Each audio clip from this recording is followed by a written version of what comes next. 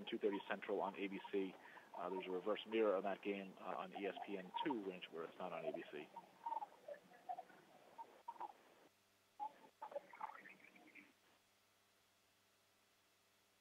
Like we have Coach Geoff Collins from Temple online. Is that correct?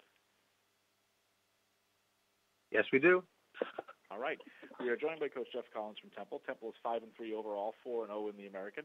The Owls were in action Saturday against Cincinnati. Temple won that game 24-17 in overtime. The Owls are idle this week. They'll play next on November 1st at UCF.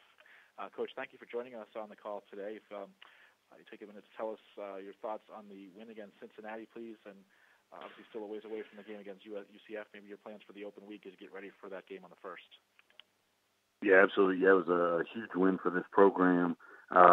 Beating such a quality opponent, a top 20 team who's got a really good defense and an explosive offense. Our guys kept fighting, kept battling, started off pretty hot, forced 2 fumbles early, offense capitalized, and then both defenses were basically in a really good battle, to control field position and to try to keep control of the game. We're really proud of our offense and the way they finished the game.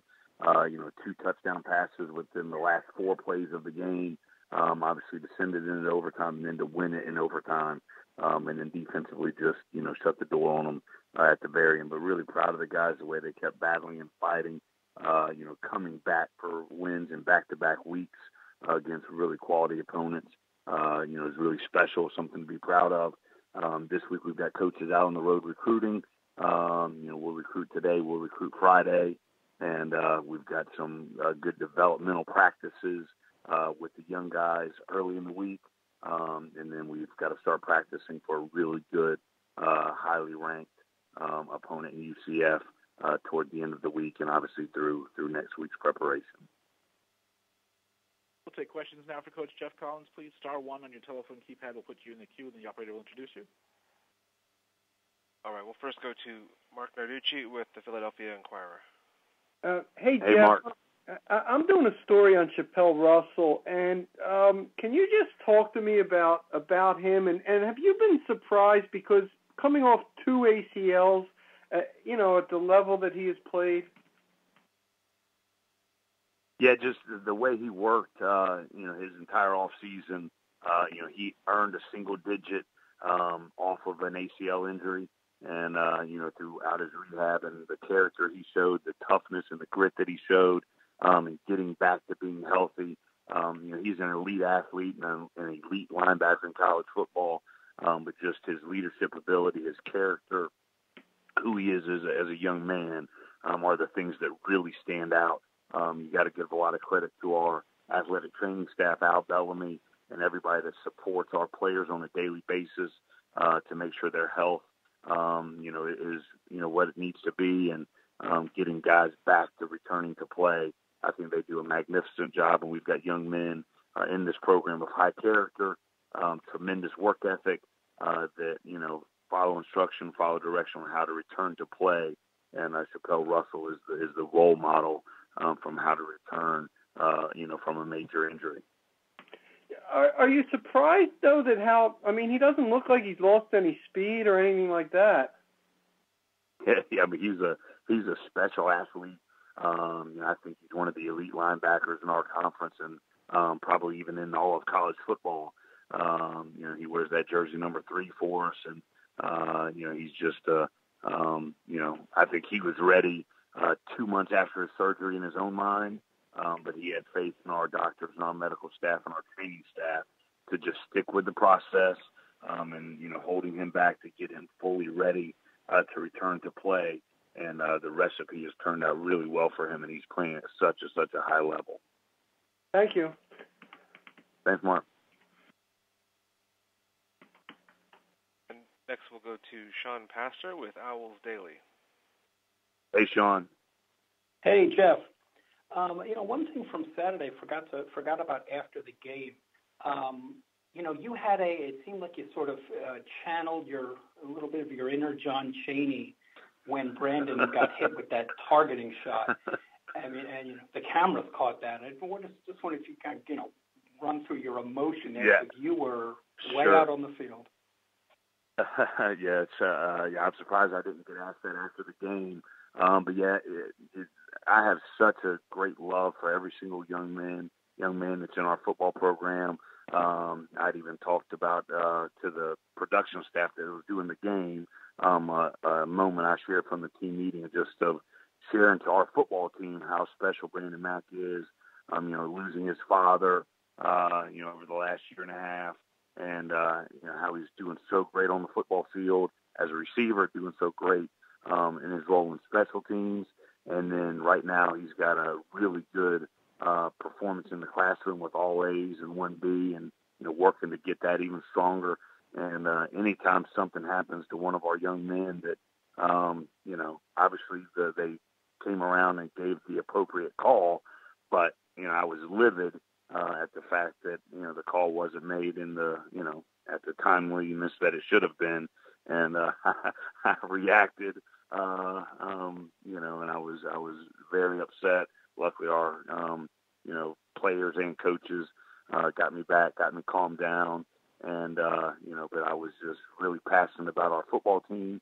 I'm passionate about every individual player that plays for us, and so I let my emotions get the best of me, and I told the team at halftime, every time we get a penalty in a game, the Sunday or Monday practice, they've got to do up downs for the number of yards they cost the team, and I told them that at halftime that I'm very happily going to do my 15 up downs on the next day that we practice for costing us 15 yards with my reactions. But again, I just love these players, and that I'm very passionate about them. Okay, then I wanted to ask you about a stat I think you might have seen. You guys in 5 straight games, you guys haven't even you haven't given up a 20-yard pass of anything 20 yards or longer in the last 5 games. What's kind of been how much of that is the scheme you're playing, and just execution, whatever? What are the allowed that to happen? Yeah, sure. Schematically, if you just paid attention to what we've done in our defensive scheme, definitely over the last 7 years, passing wise, it's really hard to throw against us because we play really tight coverage across the board, and we're challenging every single throw. But with that schematics, you've got to have players that can execute the scheme.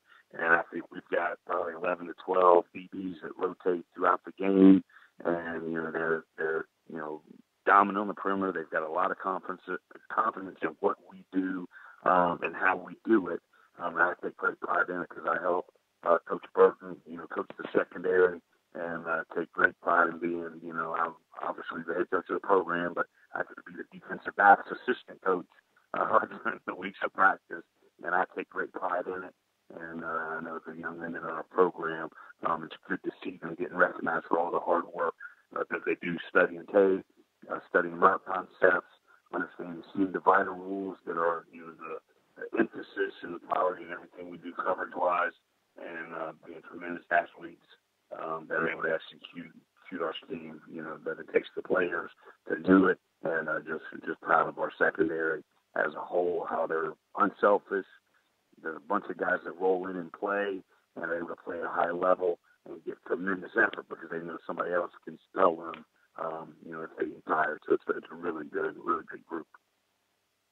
Okay, one last quickie. Freddie Johnson hasn't dressed the last 2 games. What's his sort of status in terms of going forward? Sure. Yeah. And so forth? Fully anticipating to be back in practice, fully anticipating to make the trip to the USAC game, and fully anticipate him playing. Okay, thanks. Once again, star 1 if you'd like to ask a question. We'll go back to Leo Haggerty with It's Sports Magazine. Good afternoon, Hey, Coach. How are you? I'm fine, Coach. Thanks for asking. Coach, strictly dealing with on the football field and not recruiting or anything like that, what's the biggest change you've seen since you started coaching till today? I don't know how to properly answer that question. It's just I guess it's just the changing of the times. I think a big thing that I've learned over the last 5 years, coaching this new generation of young men, is just making sure you're constantly in communication with them. This generation wants to know the why behind why we do things, and whether it's a change of schedule, why we're practicing this way, why we're running this type of scheme. And so I go, we spend an awful lot of time making sure our players understand the why in every single thing that we do in this program, whether it be from a coverage, from a run game standpoint, or even a change of schedule or tweak a schedule. We spend a lot of time explaining why, because we want them to understand why we do what we do, and they'll be more engaged. And 20, 30 years ago, I think coaches that coached me, you just did them because the coach told you to. And I think the new generation, I think they're very worldly. They've been exposed to a lot of things through social media. And they see a lot of things, so they understand the why behind the reasoning behind actions or choices. They're able to be more fully engaged. And so we spend a lot of time doing that because we want our guys to perform at a high level, and they do that understanding the why we do it. Thank you, Coach. Good luck this weekend. Yes, sir. Thank you. Coach, thank you so much for joining us this week. Look forward to hearing from you once again next Monday.